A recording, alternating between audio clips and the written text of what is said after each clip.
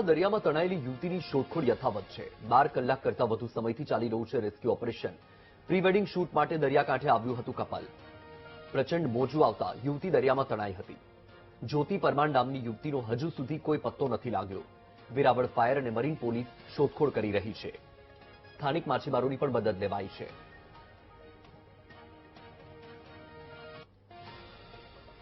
તો તમારી TV screen પર જે તસવીર તમે જોઈ રહ્યા છો, નામ છે યુવતીનું જ્યોતિ પરમાર। પ્રી વેડિંગ શૂટ માટે ગયા હતા અને તે દરમિયાન અચાનક જ દરિયામાંથી એક પ્રચંડ મોજું આવ્યું અને તેની સાથે આ યુવતી તણાઈ ગઈ। 24 કલાક વીતી ગયા, હજુ સુધી યુવતીની કોઈ ભાળ નથી મળી। વધુ માહિતી મેળવીએ સંવાદદાતા રોહિત છે ફોન લાઈન પર।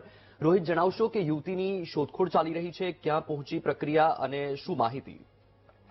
ચોક્કસથી વેરાવળ તાલુકાના આદરી ગામે ગઈકાલે જે ઘટના બની, ખાસ તો પ્રિવાઇડિંગનું શૂટિંગ કરવા માટે ગયેલા જે લોકો હતા, જે 5 લોકો સમુદ્રની અંદર તૈરાના હતા। એકબીજા લોકો પોતાનો હાથ પકડીને બહાર નીકળી ગયા, પરંતુ એક યુવતી જ્યોતિ પરમાર નામની છે તે દરિયાની અંદર લાપતા બની છે। હાલ તેની શોધખોળ ચાલી રહી છે।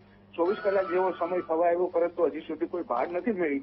પરંતુ વેરાવળ ફાયર અને મરીન પોલીસ અને ખાસ તો જે સ્થાનિક જે તરવૈયા અને જે માછીમારો છે તેની હાલ મદદ લેવામાં આવી રહી છે અને દરિયાની અંદર હાલ શોધખોળ ચાલી રહી છે। જી રોહિત, માહિતી બદલ આભાર।